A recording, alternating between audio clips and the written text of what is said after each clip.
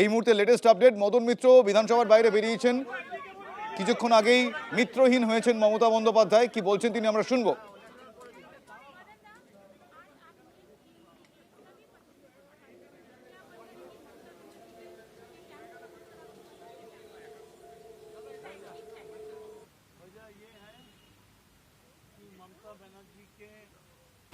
TMC party में हम पूरा से पूरा दम लगाकर काम कर नहीं पा रहा और मैं मेरा जितना सारे हिंदी হ্যালো অডিও ওখানে ইয়ে নাই হচ্ছে এদিকে ওই জন্য লো পাচ্ছিস একদম এদিকে বলবে ঘুরে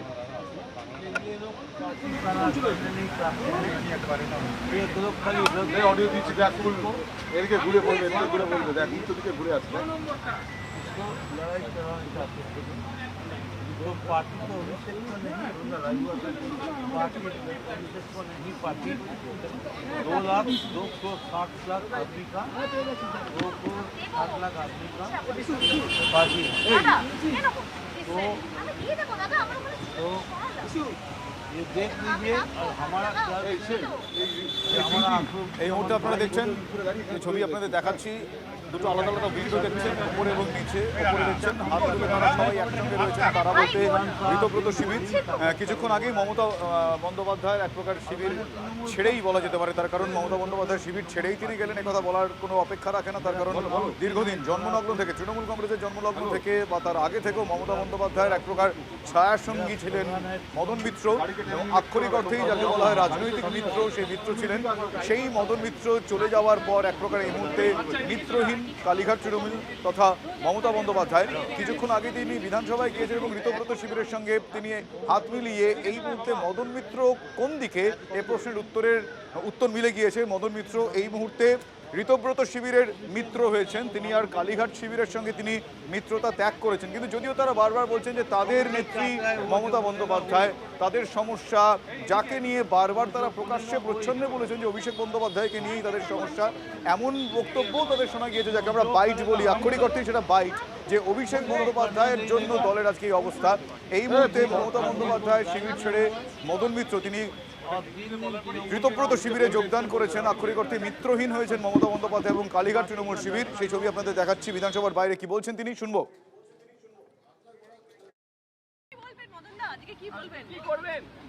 একটু আমার শিখিয়ে দাও, আমি যাচ্ছি। নতুন স্টিয়ারিং এ হাত। হ্যাঁ, নতুন স্টিয়ারিং কি বলবেন মদন দা, আজকে কি বলবেন, কি করবেন? একটু আমার শিখিয়ে দাও, আমি যাচ্ছি। নতুন স্টিয়ারিং এ হাত। হ্যাঁ, নতুন স্টিয়ারিং কি বলবেন মদন দা, আজকে কি বলবেন, কি করবেন? একটু আমার শিখিয়ে দাও, আমি যাচ্ছি। নতুন স্টিয়ারিং এ হাত। হ্যাঁ, নতুন স্টিয়ারিং এই মুহূর্তে মদন মিত্র তিনি মমতা শিবির ত্যাগ করেছেন, তিনি ঋতব্রত শিবিরে নাম লিখিয়েছেন এবং তৃণমূল কংগ্রেসের যে কটা সাংগঠনিক পদে তিনি ছিলেন সেই সমস্ত জায়গা থেকে ইস্তফাও করেছেন। অর্থাৎ এই মুহূর্তে দাঁড়িয়ে মমতা বন্দ্যোপাধ্যায় আরও নিঃসঙ্গ এবং মমতা বন্দ্যোপাধ্যায় যে 21শে জুলাইয়ের আগে মদন মিত্র তার হাত ছেড়েছেন এবং কতজন এই মুহূর্তে রয়েছেন সেই ছবিটাও আপনাদের সামনে আমরা তুলে ধরছি। মদন মিত্র বিধানসভা থেকে বেরোলেন তিনি। আমরা দাঁড়িয়ে আছি, বাংলাতে বলে দিন সবাই কি বলছে। বললে হবে না আমার উপরে উঠে স্যার, স্যার এটা উপরে উঠে স্যার। না না স্যার উনি এমএলএ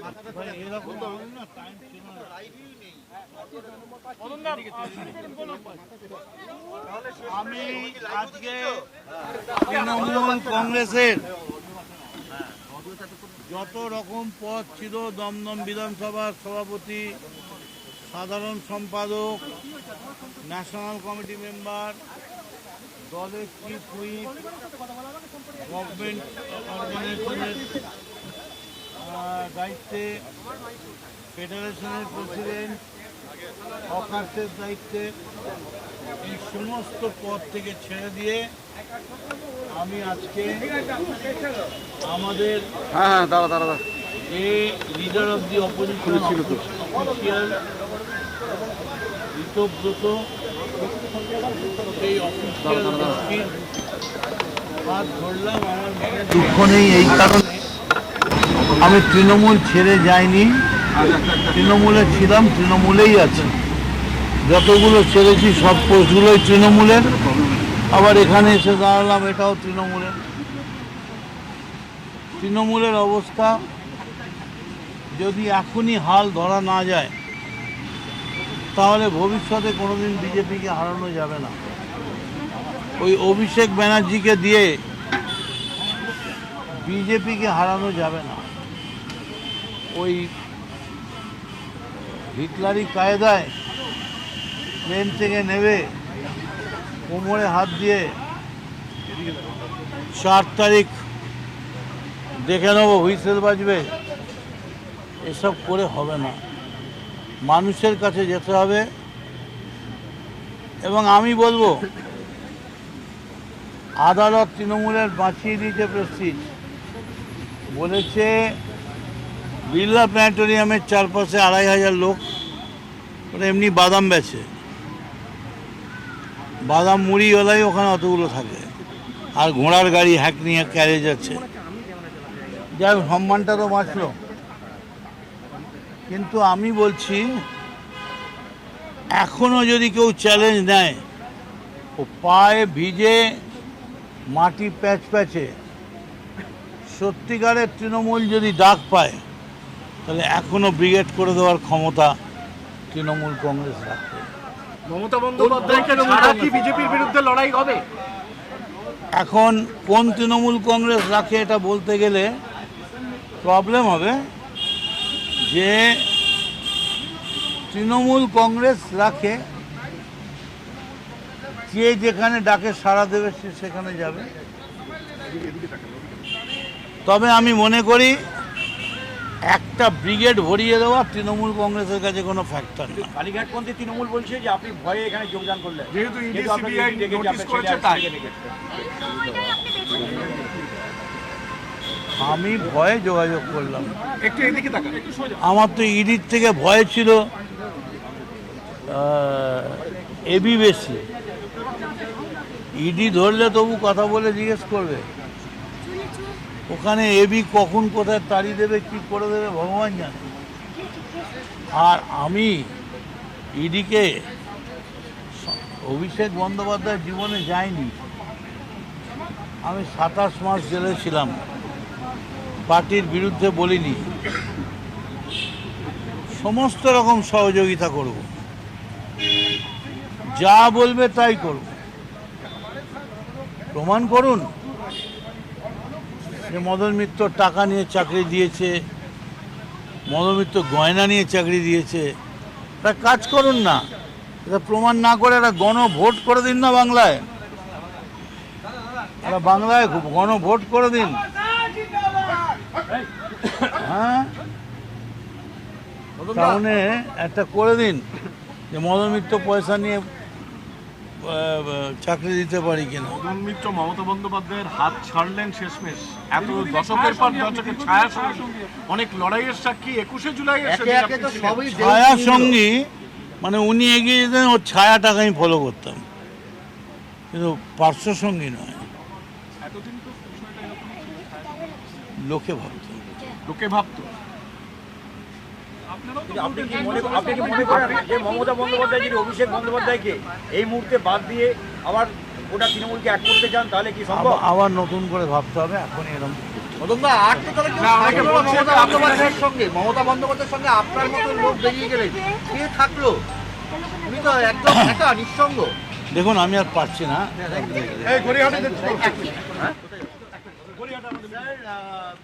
বিধানসভা থেকে বেরিয়ে মদন মিত্র স্পষ্ট বললেন, অভিষেক বন্দ্যোপাধ্যায়কে নিশানা করলেন। শুধু তাই নয়, অভিষেক বন্দ্যোপাধ্যায়কে নিশানা করতে গিয়ে হিটলারের কথাও তিনি বললেন, এবং তিনি পরিষ্কার বললেন যে এখনো যদি তৃণমূল কংগ্রেসকে না সামাল দেওয়া যায় তাহলে কিন্তু বিজেপিকে হারানো সম্ভব নয়। এবং সেক্ষেত্রে প্রথম থেকেই বীতব্রত শিবিরে নাম লেখানোর পর থেকেই মদন মিত্রের নিশানায় অভিষেক বন্দ্যোপাধ্যায়।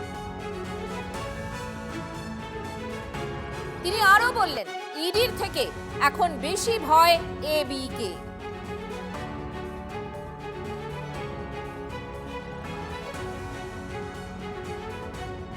অর্থাৎ 21শে জুলাইয়ের আগে 2026-এর 21শে জুলাইয়ের আগে মিত্র বদল করলেন মদন।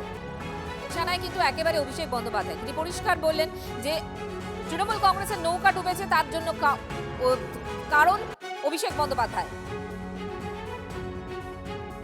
মদনদার ছায়ায় থাকলে মমতাদি সেই কারণেই বোধহয় এত ভুলভাল বকতেন, যদি থেকে থাকেন আর কি, যে মদনদার ছায়া পড়লে স্বাভাবিক একটা তার কেমিক্যাল রিয়াকশন হবে, তাতেই হয়তো মমতাদি এতদিন ওই 1500 কিলোর বাচ্চা কাচ্চা এগুলো সব বলতেন। ল্যাংটার নেই বাটপারের ভয়। তৃণমূল মমতা বন্দ্যোপাধ্যায়ের দলের এখন সেই অবস্থা। কে থাকলো আর কে থাকলো না, ওর কি যা আছে, যা ঘটি হারানোর সব হারিয়ে গেছে। আর কে থাক, ভাইপো ছেড়ে যায় কিনা সেটা দেখার কথা। ভাইরা তো অনেকদিন আগেই ছেড়ে গেছে। হ্যাঁ, অর্থাৎ কে আছে ওর সাথে আর কেউ নেই। সিকিউরিটি তাও চলে গেছে, কিছুই নেই আর বেচারি।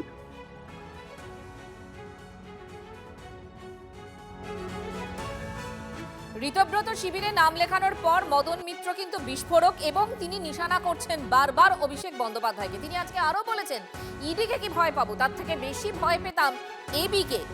আজকে মদন মিত্রের এমনটাই বক্তব্য। মমতা শিবির ছেড়েই অভিষেককে মদন বান। অভিষেকের জন্যই নৌকা ডুবেছে, অভিষেকের জন্য গোটা দল ধ্বংস হয়েছে, তোপ আজ মদন মিত্রের। আমি তৃণমূল ছেড়ে যাইনি, তৃণমূলে ছিলাম, তৃণমূলেই আছি। যতগুলো ছেড়েছি সব পোস্টগুলোই তৃণমূলের, আবার এখানে এসে দাঁড়ালাম, এটাও তৃণমূলের। তৃণমূলের অবস্থা যদি এখনই হাল ধরা না যায় তাহলে ভবিষ্যতে কোনোদিন বিজেপিকে হারানো যাবে না। ওই অভিষেক ব্যানার্জিকে দিয়ে বিজেপিকে হারানো যাবে না। হিটলারি কায়দায় প্লেন থেকে নেবে, কোমরে হাত দিয়ে 4 তারিখ দেখে নেবো, হুইসেল বাজবে, এসব করে হবে না। মানুষের কাছে যেতে হবে। সৌরভ গুহ এই মুহূর্তে আমাদের সঙ্গে রয়েছেন, কথা বলবো তার সঙ্গে। সৌরভ, মদন মিত্র পরিষ্কার অভিষেক বন্দ্যোপাধ্যায়ের বিরুদ্ধে তোপ দাগছেন। তিনি পরিষ্কার বলছেন যে ইডিকে কি ভয় পাবো, আসলে এবিকে ভয় পেতাম। হিটলারি কায়দার কথা তিনি বলছেন এবং তিনি এটাও বলছেন যে এখনো যদি হাল না ধরা যায় তাহলে কিন্তু ভবিষ্যতে বিজেপিকে রোখা যাবে না। সৌরভ, তোমার বিশ্লেষণ। দেখো, নিঃসন্দেহে অন্যান্য নেতারাও যারা কালীঘাট শিবির ছেড়েছেন তারা অভিষেক বন্দ্যোপাধ্যায়কেই কাঠগড়ায় দাঁড় করিয়েছেন। ব্যতিক্রম হলেন না মদন মিত্র। তিনি বললেন যে অভিষেক বন্দ্যোপাধ্যায়ের জন্যই ইডির চেয়েও বেশি ভয় এবি। এবং অবশ্যই খুবই গুরুত্বপূর্ণ, যেদিন ইডি তার বাড়িতে নোটিশ সমন জারি করলো তারপরেই কিন্তু তিনি শিবির বদল করলেন এবং কাঠগড়ায় কাকে দাঁড় করালেন অভিষেক বন্দ্যোপাধ্যায়কে। একই সঙ্গে সাংবাদিকরা প্রশ্ন করেছিলেন যে আপনি তো মমতা বন্দ্যোপাধ্যায়ের ছায়াসঙ্গী ছিলেন। তখন তিনি বললেন যে পার্শ্বসঙ্গী ছিলেন না, ছায়া অনুসরণ করতেন, বাইরে থেকে দেখাতো যেন যে তিনি ছায়াসঙ্গী। অর্থাৎ মমতা বন্দ্যোপাধ্যায়, অভিষেক বন্দ্যোপাধ্যায়। সৌরভ, তুমি আমাদের সঙ্গে থাকো প্লিজ। মমতা শিবির ছেড়েই অভিষেক বন্দ্যোপাধ্যায়কে রীতিমতো নিশানা করলেন মদন মিত্র। অভিষেকের জন্যই নৌকা ডুবেছে পরিষ্কার বললেন, অভিষেকের জন্য গোটা দল ধ্বংস হয়েছে পরিষ্কার বললেন। তিনি স্পষ্ট বললেন দল সকলকে নিয়ে, কোনো একজনকে দিয়ে নয়। এখনই যদি তৃণমূলের হাল না ধরা যায় তাহলে ভবিষ্যতে বিজেপিকে হারানো সম্ভব হবে না তৃণমূল কংগ্রেসের পক্ষে। এবং তিনি এটাও বলেছেন যে তিনি তৃণমূলের বিধায়ক কেন, তিনি তো বাংলার বিধায়ক এবং তার নিশানায় যে অভিষেক বন্দ্যোপাধ্যায় সেটা প্রথম থেকে স্পষ্ট। মদন মিত্র তিনিও আজ ঋতব্রত শিবিরে নাম লেখালেন। আর এই মদন মিত্রই কয়েকদিন আগে তিনি আশ্বস্ত করেছিলেন যে মমতাকে ছেড়ে তিনি কোনোদিন যাবেন না। ঋতব্রত শিবির সম্পর্কে ঠিক কি বক্তব্য দিয়েছিলেন শুনুন। এরা ঋতব্রত নেতৃত্বে কাজ করবে। কে ঋতব্রত? ঋতব্রত কি আদৌ তৃণমূল? যদি তৃণমূলের নব্য ব্লক বলেন তাহলে যে নেতা হবে তার পা থেকে মাথা অব্দি। এখন যদি আমি ঋতব্রতকে রাস্তায় কোথাও দাঁড় করিয়ে দিয়ে জিজ্ঞেস করি এই ভদ্রলোককে, প্রথম তো অনেকে চিনতে পারবেন না, দ্বিতীয় বলবেন, আপনি যদি বলেন চিনতে পারছেন না এমএলএ, বলে ও আচ্ছা আচ্ছা, কোন পার্টির ঝোঁক করে বলতে পারবে না। তার এখনো অ্যাকসেপ্টেন্স হয়নি তৃণমূল হিসেবে। তার নেতৃত্বে আপনারা চলে যাচ্ছেন। আর কত বড় নেতা আপনারা, বড় বড় নেতা। আপনারা যার আন্ডারে নেতৃত্বে যাচ্ছেন সে আপনাদের নখের যোগ্য নয়, ব্যক্তিগত চরিত্রে নয়, সংগ্রামী চরিত্রে নয়। আপনারা যদি জানতে চান যে বহিষ্কার করাটা আমাদের চিঠির লাইনটা ঠিক হয়নি, তাহলে আমি বলবো there are two rules in our party. Rule 1, boss can do no wrong. Rule 2, if boss is wrong, see rule 1। এটাই আমাদের সংবিধান। আমার যদি মরতে হয়, আমার যদি বলে মরবো, আমি শকুনির হাতে মরব না, আমি পিতামা ভীষ্মের হাতে মরব। মমতা বন্দ্যোপাধ্যায় ওদের পরামর্শদাতা হবেন কেন? ওরা বলছে আমরা আলাদা ব্লক তৈরি করছি। তৃণমূলের তৃণমূলের জার্সি পরে আপনারা আলাদা ব্লক করবেন, আর মমতা বন্দ্যোপাধ্যায় আপনাদের পরামর্শদাতা হবেন। মমতা বন্দ্যোপাধ্যায়ের নেতৃত্বেই বিরোধী দল গঠন হবে। শুভেন্দুবাবু এবং শ্রমিকবাবু টলিগঞ্জের চিত্র পরিচালকের মতো গাইডেন্স দিচ্ছে, ইনস্ট্রাকশন দিচ্ছে। ওদের সঙ্গেই আলাদা মিটিং করেছেন। তাদের সঙ্গে আমাদের এই যারা চলে যাচ্ছে এখন, ঋতব্রতবাবুরা হচ্ছে বিজেপির বি টিম, এ টিমে শুভেন্দুরা, বি টিমে ওরা। যদি কেউ আসেন, সবার আগে তাকে আমি বুকে জড়িয়ে নেব। যে ভুল করাটা কোনো অন্যায় নয়, ভুল করে স্বীকার করে নেওয়াটাই সব থেকে বড় ধর্ম।